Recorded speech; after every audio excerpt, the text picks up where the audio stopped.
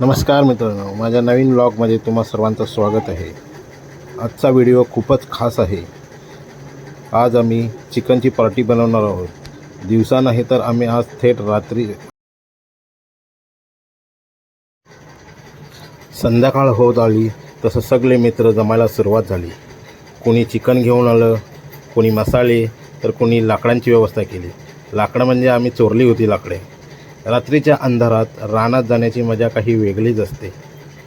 रानात पोचलो आणि सर्वात आधी चूल पेटवली। लाकडं जळायला लागली आणि आजूबाजूला प्रकाश पडला। अंधार, चुलीची ऊब आणि मित्रांची साथ।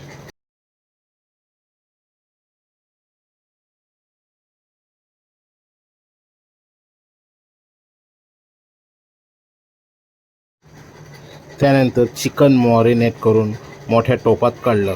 मसाल्याचा सुगंध आणि चुलीवर शिजणारं चिकन पाहून भूक आणखीन वाढली होती। बाजूला भात शिजायला टाकला होता, तोही मस्त एकदम झाला होता। चिकन शिजेपर्यंत गप्पा, मस्करी आणि जुन्या आठवणी सुरू होत्या।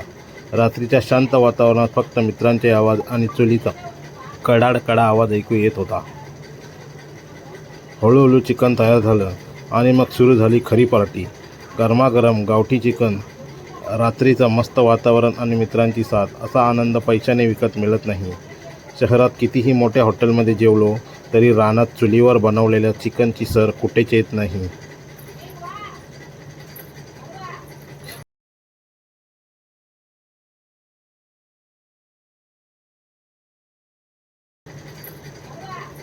आजची ही रात्र आणि ही चिकन पार्टी कायम लक्षात राहणार आहे।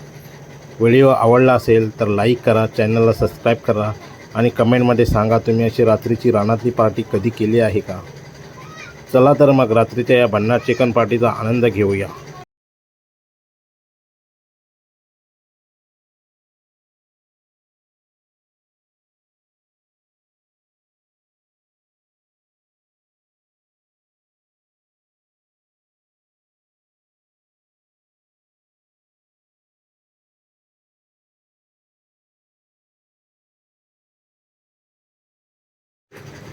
जेवायची वेळ आली की पंक्तीत बसल्यावर प्रत्येकाच्या चेहऱ्यावर आनंदच आनंद। अरे मला अजून बसावं, अजून मला पोळी दे।